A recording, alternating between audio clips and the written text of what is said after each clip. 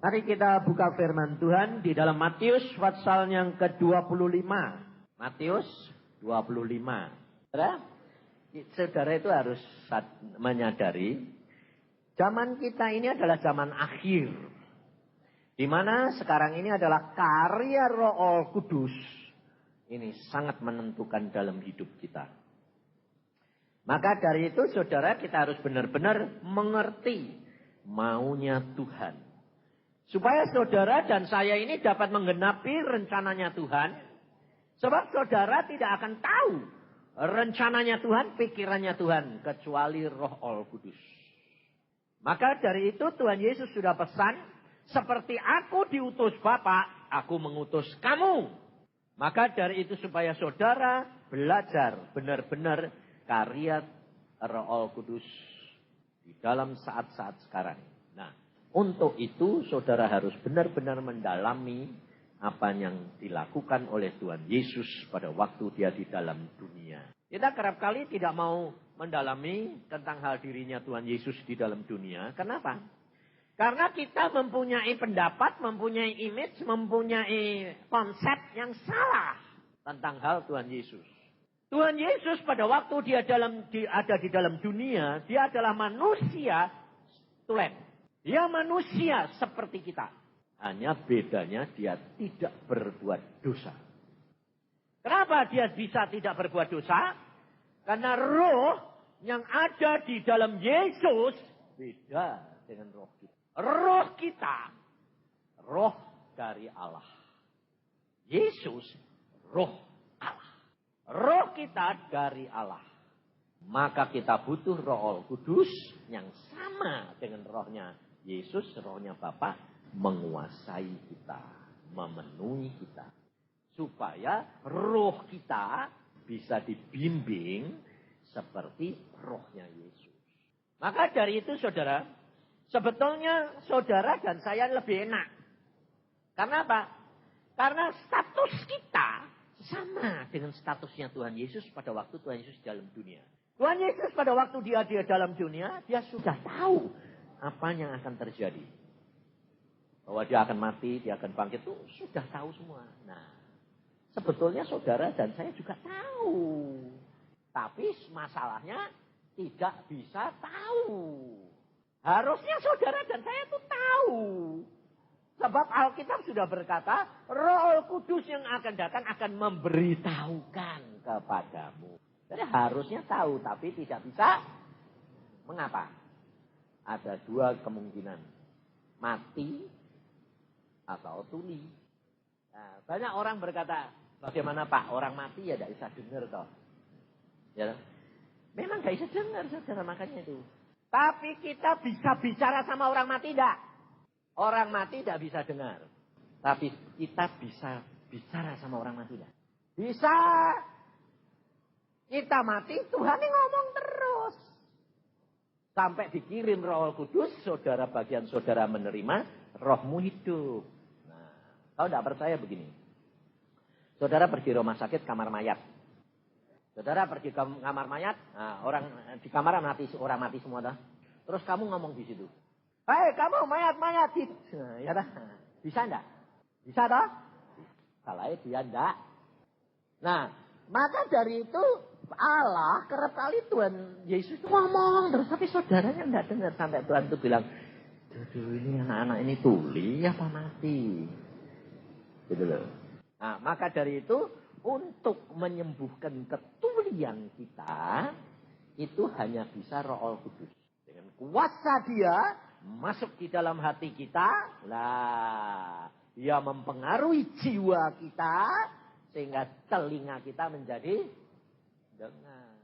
Jadi tugas saudara, kerap kali saya ditanya, bagaimana sih Pak Tuhan Yesus dengar suara Tuhan? Saya bilang, tidak bakal bisa. Loh, tapi ya, tidak bakal bisa. Karena kamu bilang, bagaimana bisa mendengar? Berarti kamu punya usaha. Tidak mungkin. Tugas kamu dan saya, baca Alkitab, terima Yesus, dengar, tenang. Roh Kudus masuk, dia akan menjadi tambah besar, menguasai jiwamu, telingamu akan terbuka. Luas kuasa Tuhan berjalan dalam hidup saudara. Saya tuh dulu nggak ngerti saudara. Saya bilang, kenapa sih Tuhan? Engkau kan punya kuasa. Bikin orang segini semua. Dengar semua, dengar nggak? Dengar. Tuhan bilang, kalau gitu nanti mereka itu manja. Kurang ajar. Nanti malah terhilang Tuhan bilang. Makanya saudara, banyak hamba-hamba Tuhan, orang-orang yang dekat kepada Tuhan. Malah tidak masuk surga. Kenapa? Jadi kurang ajar. Merasa kuasanya adalah dia punya. Roh Kudus yang ada di dalam dia bisa diapakan? Dimanfaatkan. Disuruh kerja. Makanya perhatiin saudara. Bos sama satpame galak mana? Galak satpame. Kenapa kok galak satpame? Karena dia tidak yang punya. Jadi dia merasa punya. Demikian juga anak-anak Tuhan kerap kali. Waduh. Nanti kalau ada hamba Tuhan yang terkenal umpamanya Robert datang. Yang ngawal. Nanti lebih galak yang ngawal apa Robert deh?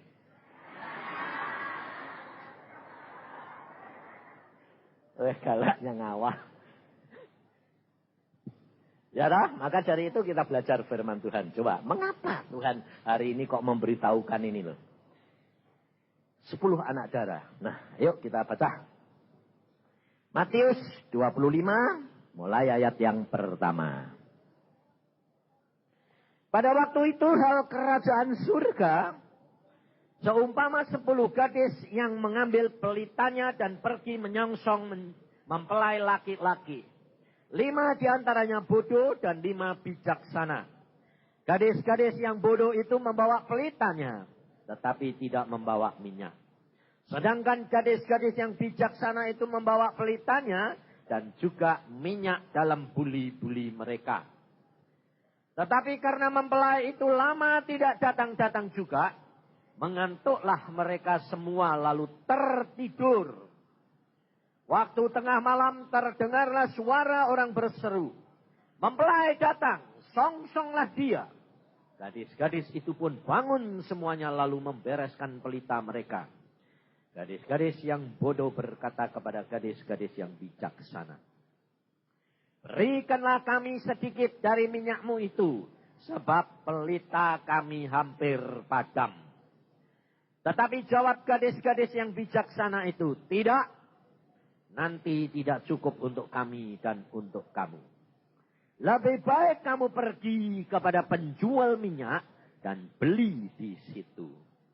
Akan tetapi waktu mereka sedang pergi untuk membelinya, datanglah mempelai itu dan mereka yang telah siap sedia masuk bersama-sama dengan dia ke ruang perjamuan kawin. Lalu pintu ditutup. Kemudian datang juga gadis-gadis yang lain itu dan berkata, Tuan, Tuan, bukakanlah kami pintu. Tetapi ia menjawab, aku berkata kepadamu, sesungguhnya aku tidak mengenal kamu. Karena itu berjaga-jagalah, sebab kamu tidak tahu akan hari maupun saatnya. Saudara, 2 kelompok gadis ini adalah orang-orang Kristen. Tuhan Yesus memperingatkan saudara dan saya, ada 2 kelompok orang Kristen ini. Yang satu sebetulnya kalau di sini dikatakan bodoh, karena bodoh dalam bidang rohani. Bukan bodoh akale. Karena apa? Ini justru orang yang banyak pakai akal. Karena apa? Kemanten gak mungkin datangnya tengah malam. Mana ada kemanten kok tengah malam. Makanya selalu banyak ngake akal. Sebab Allah Tuhan berkata di dalam firman-Nya, hikmat Allah adalah satu kebodohan bagi manusia. Hikmat Allah satu kebodohan. Sedang hikmat manusia satu kebodohan bagi Allah. Jadi saudara hidup di dalam dunia ini dalam 2 dunia. Dunia daging dan dunia roh. Kalau nanti kita masuk surga sudah dunia roh. Tapi dunia roh yang kita capek di surga harus dimulai dari dalam dunia daging. Karena Tuhan Yesus sudah berkata, kerajaan surga ada di antara kamu. Sekarang, bukan nanti, saudara. Kerajaan Allah ada di antara kamu. Jadi kita harus mulai dari sini. Nah, setiap orang yang dilahirkan di dalam dunia, Allah lihat. Kelemahan, kelebihan, dan Tuhan lihat. Lalu dari situ Tuhan lalu menetapkan. Wah, anak ini punya target besar. Anak ini punya target kecil. Tapi tidak usah ribut besar kecil, saudara. Sekecil-kecilnya di sana, itu lebih daripada isi dunia. Di sini saja kamu jadi orang kaya atau jadi orang pinter se-Indonesia. Jadi orang pinter, orang bijaksana, orang kaya, orang cantik. Ya toh? Se-Indonesia. Bangganya kayak apa? Nah, apalagi jadi ratu kecantikan, jadi orang kaya, jadi orang yang pinter seluruh dunia. Lebih bangga toh? Itu kalau dibandingkan di sana yang paling kecil. Paling kecilnya di sana. Hikmat Allah yang paling bodoh. Yang paling kecil lah. Dibandingkan dengan dunia ini. Tidak ada apa-apanya, saudara. Ternyata. Bayangin, waktu saya dibawa ke sana itu, matahari saja kalau kita lihat sinar matahari, silau toh. Silaunya kayak apa? Lebih dekat, lebih panas, Pak. Di sana waktu saya dibawa, digandeng Tuhan. Aku bilang, loh Tuhan, terangnya kok kayak gini. Lebih terang dari matahari. Tapi kok tidak panas. Tuhan bilang, aku lebih terang daripada matahari ribuan kali. Luar biasa. Lalu, waduh, aku bilang, sejuknya Tuhan, gak ada di dunia kayak begini. Gak ada. Kamu mau pakai AC kebanyakan, dingin. Betul? Kurang AC, panas. Di sana aneh, saudara. Terangnya lebih terang dari matahari, tapi tidak silau. Aneh sebenarnya. Sejuknya tidak ada di dunia. Kebanyakan AC kedingin, gak sama dah. Sejuknya itu, waduh, gak bisa digambari, saya bingung. Ini kok aneh sih Tuhan, saya bilang. Kok sejuknya kayak gini kok? Gak ada Tuhan. Ininya yang dinamakan di dalam Alkitab, damai sejahtera. Jadi sejuknya itu cuma tidak di kulit, masuk ke jiwa, masuk ke roh. Luar biasa, saudara. Lalu kita jalan, rumput-rumput saja. Puji Tuhan, tak injek kok malah puji Tuhan. Tak pikir-pikir gak bisa masuk akal. Nah, lalu lewat bunga-bunga kan, nah, sebetulnya kalau madep sana ya madep sana terus toh. Ya toh? Ini madep sana, lewat, piung. Lalu saya bilang, hah? Kamu di sini semua lihat keindahannya. Loh, kalau saya lihat punggungnya bunga ya tak bagus. Tapi kalau siung lah. Jadi saudara tahu, kamu nanti loh di sana itu loh. Di sini nomor 1 toh? Loh, kamu di sini nomor 1 dah? Iya, wong tidak ada orang yang model kayak kamu. Seluruh dunia cuma kamu. Meskipun bentuk umumnya sama. Punya mata 2. No. Tapi tidak ada yang matanya pada. Ada yang gini, ada yang gini. Ada yang gini. Pasti beda. Jadi berarti saudara ini nomor 1 di seluruh. Tapi saudara tahu nanti kalau sampai sana. Kamu lebih cakep, lebih cantik. Soalnya saya pada waktu sampai sana bingung.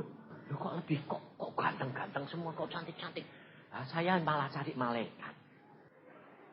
Tuhan bilang, di sini tidak ada dosa. Loh, kok tidak ada dosa? Aku berbuat dosa apa? Kamu mikir apa? Loh, Tuhan sudah tahu. Wong semua ini lebih bagus-bagus, cantik-cantik, kok cari malaikat. Tuhan bilang, ada. Saya baru ngerti, saudara, bahwa Alkitab ini luar biasa.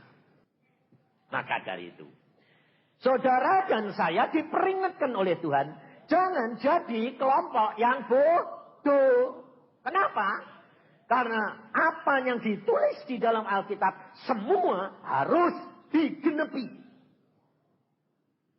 Jadi saudara baca firman, lalu saudara kalau baca firman jangan begini. Jangan, oh gitu, bagus ya. Jangan, saudara. Kalau baca firman, aku adalah bagiannya di mana? Aku bagiannya di mana ini? Nah, saudara dan saya melakukan bagian kamu. Jadi kalau kamu sekarang ini sedang menantikan kedatangan Tuhan. Tuhan itu datangnya kapan tidak ada orang tahu. Nah sekarang saya tanya. Ini saudara pasti tidak ngerti. Jawab ini sementara saya ngomong Tuhan bilang. Ingatkan. Sebab saya itu kalau khotbah. Saudara perhatiin. Tidak bisa saya seperti hamba Tuhan. Pinter. Tersusun apa. Militiknya. Tidak bisa saya. Tahu-tahu ini mencong ke tempat lain. Gitu tuh. Itu memang tidak mau nih Tuhan gitu. Itu piye. Nah saudara. Saudara kalau nanti Tuhan. Perhatiin kata-kata saya ya. Kalau nanti Tuhan datang. Kamu tahu enggak? Nah, wes nanti saya susah nih. Kalau tak tambah sedikit, lebih susah. Kalau nanti Tuhan mau datang, tahu enggak?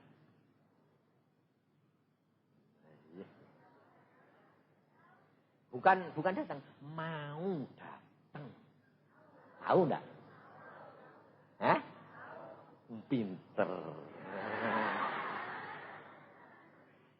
Tapi Tuhan datangnya kapan tahu enggak? Ah, Tuhan datangnya kapan enggak tahu. Tapi kalau Tuhan nanti mau datang, kamu sebabnya apa?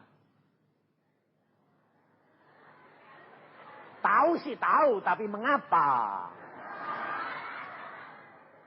Soalnya begini tuh, saudara. Bapak, Putra, dan Roh Kudus. Nah, bapaknya belum ngomong toh. Kapan datang? Belum. Dia lihat gitu.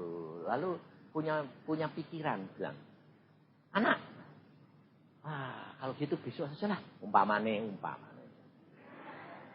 Ya sudah, Bi. Dia mikir. Besok aja. Kalau gitu besok aja. Belum ngomong. Besok aja lah. Lalu dia panggil Tuhan Yesus. Sebelum dia ngomong. Besok ya kamu datang. Kamu turun ke dunia. Jemput pengantin perempuanmu. Sebelum dia ngomong. Yesus itu firman. Jadi kalau bapaknya ngomong baru Yesus. Kalau bapaknya belum ngomong mikir. Siapa? Roh Kudus. Jadi pada waktu bapak mikir. Kalau besok aja lah. Roh Kudus langsung tahu dah. Tahu yang dia pikirannya bapak. Roh Kudus ada di dalam kamu juga enggak? Kamu jadi tahu. Jadi kalau bapak ngomong, besok. Waktunya tidak bisa diduga, saudara. Dia lalu sebelum ngomong, Roh Kudus sudah tahu. Lalu dia ngomong sama Yesus, semua malaikat siap turun. Sebab apa, saudara? Yesus itu raja di atas segala raja. Masa rajanya datang dulu lalu rakyatnya kumpul gitu. Kan ya enggak tahu ya. Lalu kemantennya datang, kemanten laki-laki datang dulu, lalu yang perempuan baru dikasih tahu. Ayo pakai pakaian, aku kawin deh aku gitu ya enggak tahu ya. Pengantin perempuannya siap-siap dulu toh. Nah, sudah siap baru kemanten laki datang loh ngambil gitu. Jadi kalau nanti Tuhan Yesus mau datang di angkasa, itu saudara pasti dikasih tahu. Tapi tidak berapa hari, tidak berapa minggu, sesaat. Perhatiin. Tidak berapa hari, tidak berapa jam, sesaat. Maka Alkitab berkata, kamu tidak akan tahu kapan dia datang. Nah, dikatakan tengah malam. Dan semuanya sedang tidur. Hati-hati saudara. Makanya kalau kamu tidur, Kalau sewaktu-waktu tengah malam atau jam 1, jam 2 dibangunkan Tuhan, bangun. Langsung sembahyang. Sebab itu melatih saudara dan saya peka kalau nanti Tuhan Yesus datang begitu. Tapi kalau kamu bangun, ngantuk. Rasain begitu. Tuhan ini datang ketinggalan kamu bareng semua ribut. Lu kok hilang? Aku ditinggal sendiri kemana? Kabur gue kan ya. Telat. Saudara. Makanya itu kalau sembahyang. Saya tuh biarpun tiap pagi kalau tidur itu tidak mau malam-malam. Sebab tahu kalau pagi itu mesti Tuhan tuh datang. Bangun. Kadang-kadang jam 3:30, kadang-kadang jam 3. Kadang-kadang 1:30, saya bilang, lu baru tidur 3 jam kok Tuhan. Bangun.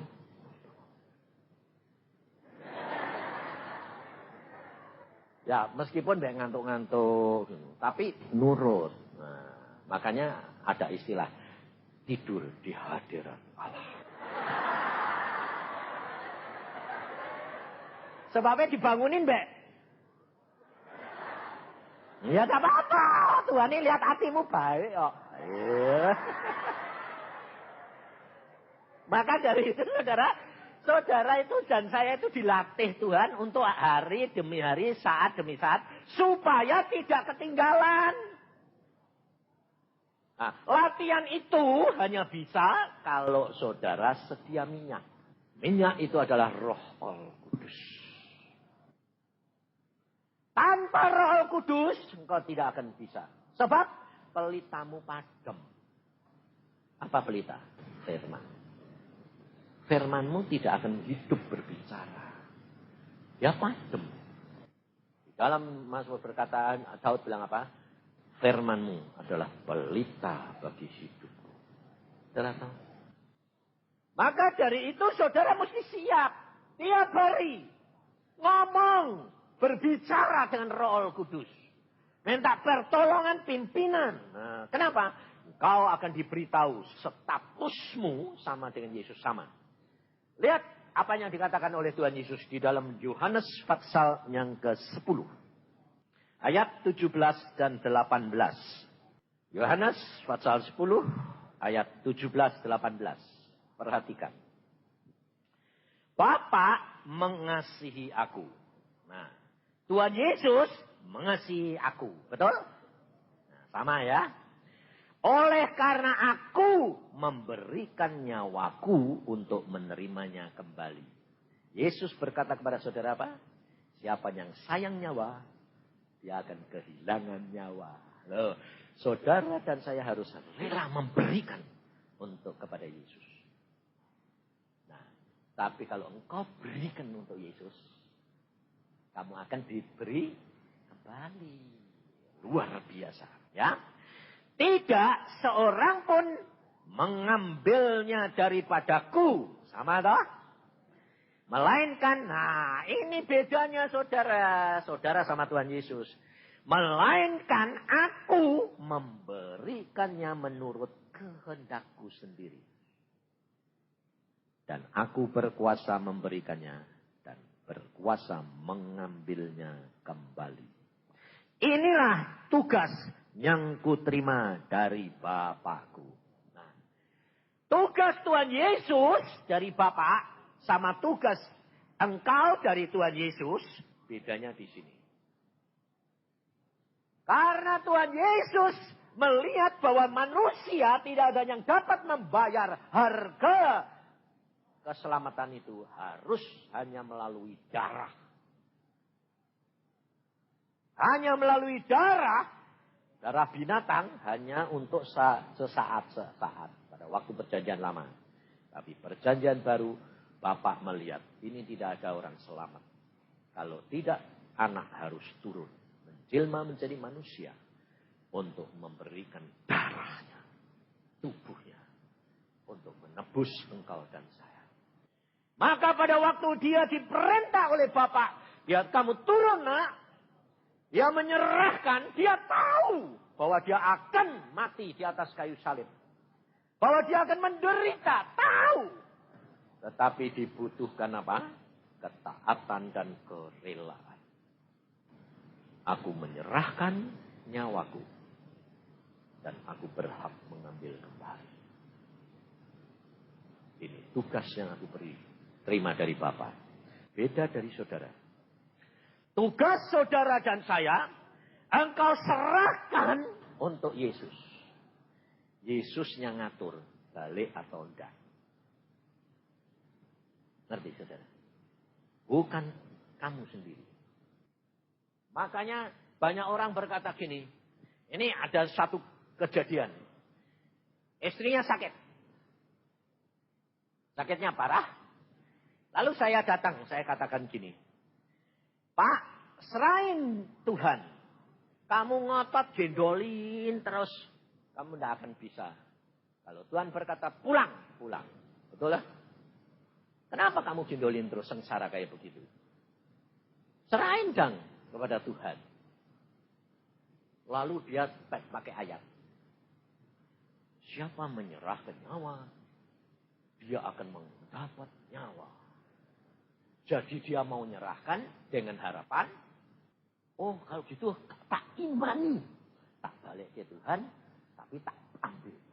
Mati anak diserahin tapi mati istri ini. Wah dia jengkel sama saya. Gara-gara kamu sih. Mati kita istri. Lalu aku bilang, loh aku kan bilang serahkan Mong Yesus yang punya hidup dan mati.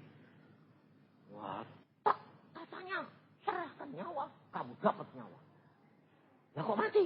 Loh kamu tidak nyerahin, itu sih tidak nyerahin. Cuma kamu bawa di bawah Yesus, karya ambil lagi. Loh itu namanya kan mau ngatur Tuhan.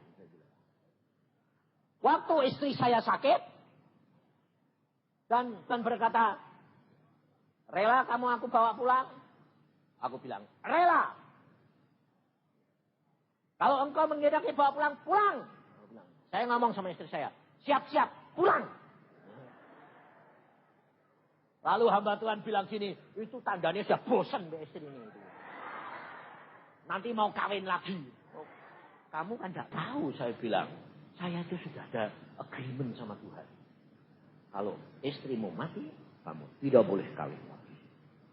Nah, jadi tak sayang-sayang. Tidak satu jatuh ganti kok. Kalau ganti-ganti ya ganti lumayan. Tapi tidak boleh, tak sayang-sayang. Saya bilang, kamu kan tidak tahu. Lah kenapa kalau dia mau pulang kok tidak mau minta? Tak bisa, saya bilang. Tuhan itu aneh. Kalau kamu mau, dia tidak mau. Kalau kamu tidak mau, Tuhan mau. Tuhan itu aneh. Kenapa begitu? Karena Tuhan mau menyatakan otoritasnya. Bahwa aku berkuasa dalam hidupmu. Makanya kalau Tuhan berkata, rela, rela. Saya bilang, siap-siap. Nanti ketemu di surga. Apa terjadi, saudara? Aneh gak? Apa terjadi? Saya didatengnya orang ini. Pak, kamu harus pertahankan istrimu. Jangan seperti saya. Bok balik ke Tuhan, mati sungguhan. Waktu saya dengar gitu, ngongok saya. Loh, kenapa?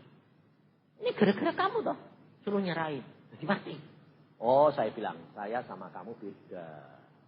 Saya kalau nyerahin, sungguh-sungguh nyerahin. Kalau kamu nyerahin, mbok pegang, mbok kepalanya, mbok badannya, mbok kayak ekornya mbok tarik. Lah ya tidak bisa. Mbok kasih benang di bawah, saya mbok tarik lagi. Ya tidak bisa, komino. Itu lain. Aku bilang tak serahin. Buktinya apa? Tanya istri saya. Pada waktu dia dikasih tahu Tuhan mau pulang, aku bilang, kamu mau aku yang nyiapin atau kamu siap-siap dewek? Aku mau siap-siap dewek. Saudara tahu? Pesen peti mati dewek. Pesen kuburan dewek. Bikin kembang sendiri. Nanti kalau aku mati, ini taruh peti di atas ya. Aku pakai rok. Bikin rok. Nanti kalau mati pakai rok ini. Jadi sudah siap lah. Kalau beda saudara. Menyerahkan Tuhan dengan menyiapkan seperti Abraham. Korbankan anakmu di atas gunung. Moria. Abraham jangan gini. Nanti kan dikasih balik. Loh. Abraham bawa pisau. Bawa api. Bawa baskom. Dia potong sungguh. Jangan dikira Tuhan bilang, oh aku sudah tahu hatimu. Enggak apa-apa, enggak jadi siapa bilang. Tuhan itu paling seneng apa? Saat terakhir. Jadi paling seneng itu bikin orang deg-degan. Nah, kenapa Abraham tidak mau ngasih tahu Sarah, istrinya? Dia enggak ngasih tahu. Saya bilang, Tuhan kenapa Abraham enggak ngasih tahu? Kamu tahu? Seorang ibu tidak akan bisa mengerti. Abraham melihat, kalau kamu mengasihi anakmu, istrimu lebih daripadaku, tidak layak menjadi milikku. Jadi istri-istri, kalau kadang-kadang tidak dikasih tahu suami, maklumlah. Ada hal-hal rahasia yang tidak boleh dikasih. Tapi kalau kamu punya hati sudah menyerah total, pasti diberi tahu. Ngerti enggak? Ini luar biasa Tuhan itu. Iska diikat, leher sudah mau dipotong, baru tuh ngomong. Jadi juga enggak dipotong pura-pura. Potong sungguh. Nah, saya juga begitu, beda. Lalu dia bilang, itu papa saya dengar. Papa saya masih hidup pada waktu itu. Saya jawab, lain. Saya menyerahkan istri saya 100%. Dan saya siapkan kepulangan dia. Papa saya bilang gini, untung nah kamu ngomong begitu. Coba kamu seperti dia, mati istrinya. Nah terus Tuhan bilang, lihat anakmu. Dia seperti Abraham. Rela menyerahkan istrinya sekalipun. Padahal dia tahu kalau dia istrinya pulang, dia tidak boleh kawin lagi. Bayangin, saya super mata keranjang. Gak punya istri, repot. Ya toh, lihat sini kok bagus-bagus semua. Tapi Tuhan lebih tahu, saudara, setelah saya serahkan. Tuhan tuh lihat. Hambaku satu ini kalau tidak ditungguin istrinya, menteng-menteng. Lalu Tuhan bilang, ya, balik loh, balik. Saudara tahu dia balik berapa kali? 3 kali. Balik 3 kali. Bayang. Umur 17 itu di Elizabeth dia waktu pacaran sama saya itu sudah mati. Saya dari Jogja dikasih tahu Tuhan, kekasihmu pulang. Loh. Wong katanya kon kawin enggak, aku kok pulang gitu. Tuhan kok aneh-aneh. Rela enggak? Lu ya jangan gitu dong. Oh dulu enggak rela saudara, lah belum kawin kok.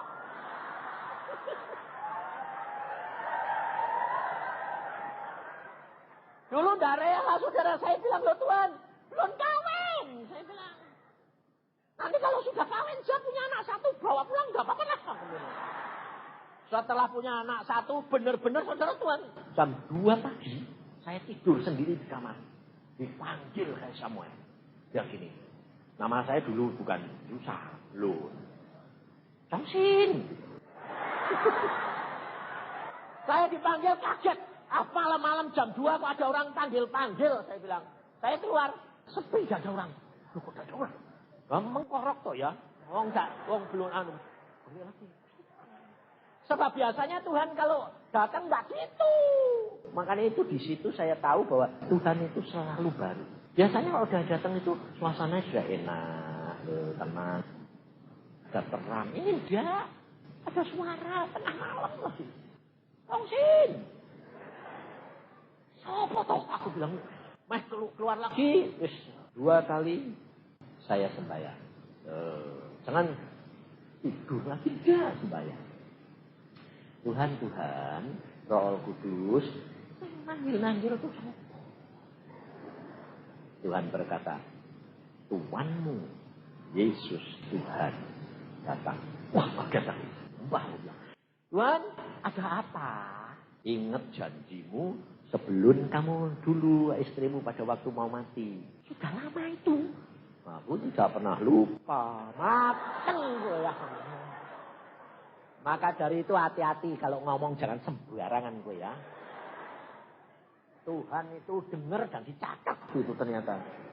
Dia berkata begini, ingat kamu dulu dan calon istrimu mau tak bawa pulang. Kamu bilang apa? Kalau sudah kawin, punya anak satu, boleh. Saudara tahu? Tuhan bilang apa? Sekarang kamu sudah punya anak satu, umur setahun.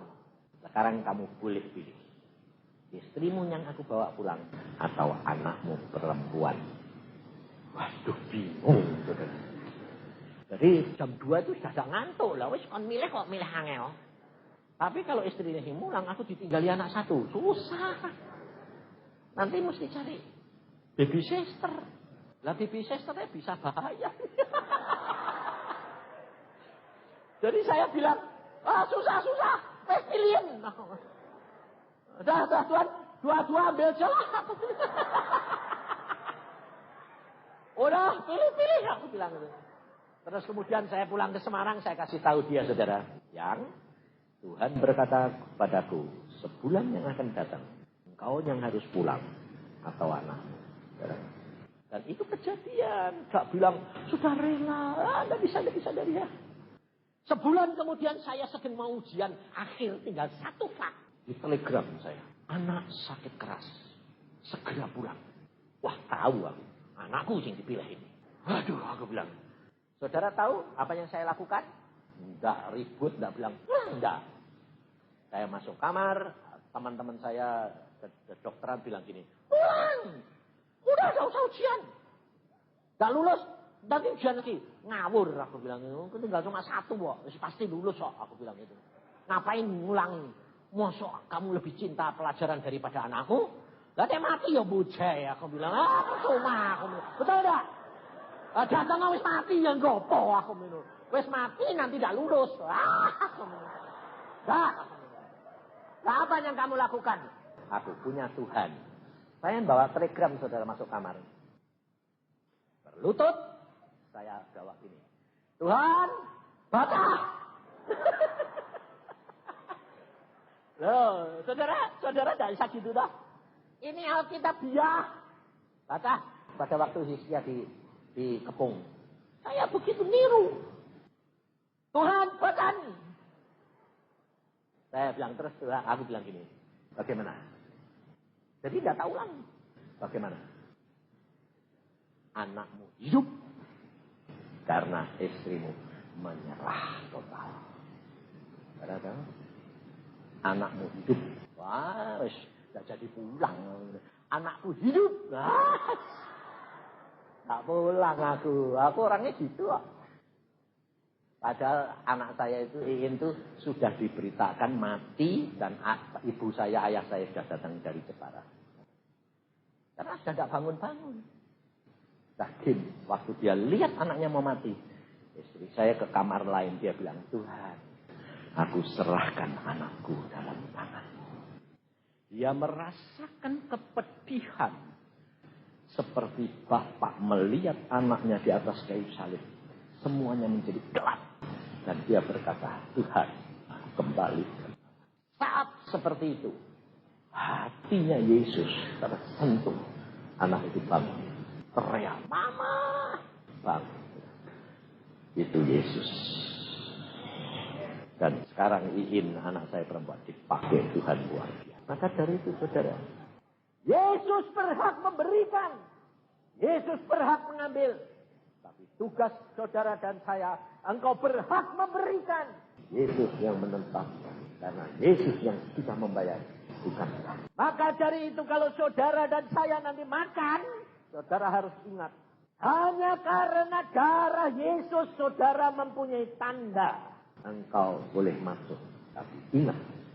Jangan jadi gadis yang bodoh. Jangan jadi gadis yang bodoh. Saudara dan saya harus siap minyak. Roh Kudus selalu ada.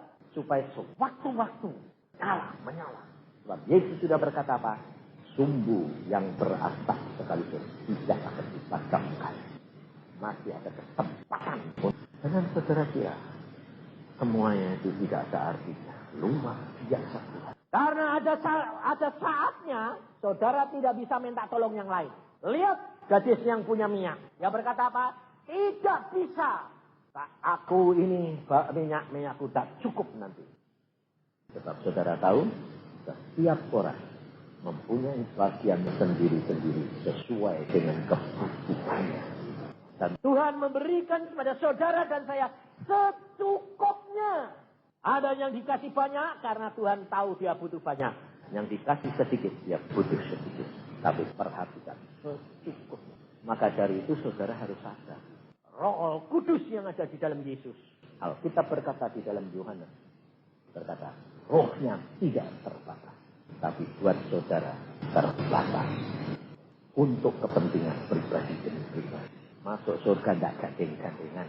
Maka dari itu kalau engkau nanti menerima makan ini. Roti memperingati tubuh Yesus dan darahnya. Jangan main-main saudara. Tuhan berkata. Mengapa banyak yang penyakitan? Mengapa banyak yang mati? Karena memandang ringan tubuh Yesus. Tetapi jikalau roh mereka menantikan dan mengingat pengorbanan dia. Sakit apa saja sembuh. Karena Yesus menjadi satu dengan darahmu. Kamu iman. Kamu beriman. Bahwa Tuhan darahmu menyatu dengan darahmu. Jiwamu menguasai jiwaku. Dagingku dikuasai oleh daging. Maka engkau akan diubah menjadi berbuah buah roh. Sehingga saudara dan saya masuk ke dalam kerajaan surga. Ngerti saudara? Yesus luar biasa. Maka dari itu ingatlah.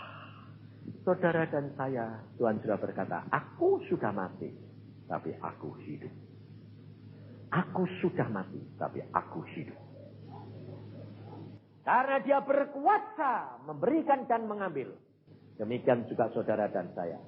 Berikan dalam tangan dia. Dia berkuasa mengembalikan. Saya itu terus terang saudara. Kerap kali kan saya selalu ngomong. Aku sudah kepingin pulang. Aku kepingin pulang. Karena apa? Saya bukan bosan di dunia saudara. Saya menikmati dunia. Tapi kalau dibandingkan di sana. Tidak ada artinya. Tidak ada artinya. Aku rindu tinggal dengan Yesus. Karena apa? Saya melihat sendiri, saya merasakan sendiri. Di sana luar biasa. Makanya saya diundang ke Amerika suruh jalan-jalan sebulan. Dibayari sama istri saya. Untuk lihat yang indah-indah. Dan apa tuh air terjun Niagara. Saya bilang, di surga itu ada air terjun. Saya bilang. Dan lebih bagus daripada Niagara. Jadi kalau saya lihat Niagara kayak gitu tuh, saya jadi mesem-mesem karena long sana lebih bagus kok. Wong Tuhan sudah berkata, semua keindahan dunia dibawa ke surga. Jadi saudara tidak usah jalan-jalan ke seluruh dunia, nanti kamu pulang ke surga, lihat semuanya. Dari zaman Adam sampai sekarang. Oh, kalau kamu lihat sekarang kan paling-paling di sekarang. Yang dulu-dulu tidak pernah lihat. Di sana lihat semua nanti. Jadi kamu nanti datang ke sana tuh ngagumi satu aja bulan-bulanan tidak habis. Jadi umurmu nanti ribuan tahun di sana itu tidak habis, saudara. Jangan kira, loh Pak, di sana nanti bisa tamat ya? Bisa. Kamu kepengen yang seneng gunung? Ya, ada gunung. Ada. Kamu ke gunung. Wah, bagus ya. Oke. Warnanya saja warna biru saja kamu lihat biru. Kesengsem. Warnanya biru kok ada di dunia. Ya memang tidak ada. Kesengsemnya itu tidak habis-habis saudara. Makanya saya kadang-kadang itu Tuhan duduk di kursi. Tuhan saya sedang tidak ada apa-apa. Saya pikir gini. Tuhan ini kok beberapa hari kok tidak ngomong sih Tuhan. Aku bilang ini. Kok tidak ngomong tidak apa-apa tidak datang ini. Ada apa? Aku bilang ini. Aku salah apa? Manja saya. Lalu Tuhan, datang dia liatin gini. Bisa. Oh ya Tuhan. Kamu lihat aku apa? Sedang duduk di kursi Tuhan. Coba lihat kakiku. Oh ada anjing kecil. Wah jilat-jilat. Manja-manja kakinya kepalanya dia sek-sek. Tuhan bilang gini. Kamu tahu anjing itu siapa? Iya ya aku menolak. Bayangin saudara. Lah, jadi kamu sendiri tadi merasa apa? Merasa tidak ada aku tidak pernah meninggalkan kamu. Ya kamu sedang gitu itu tadi. Manja-manja gitu. Tuhan bilang, aduh, kalau sudah gitu saudara, sukacita ayemnya itu tidak hilang-hilang. Bahagianya, biarpun jadi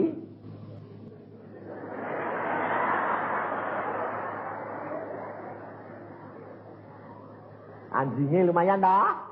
Nah, ya, di Amerika itu ada anaknya tidak dikasih warisan, warisannya dikasih anjingnya.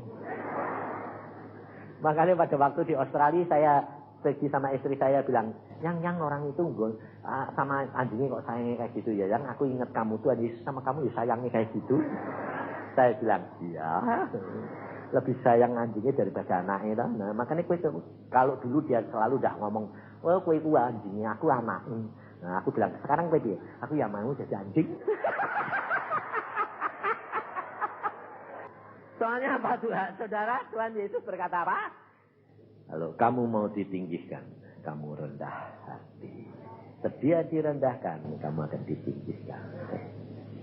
Nah, ngertilah. Siapkan hati dan pikiran, makan.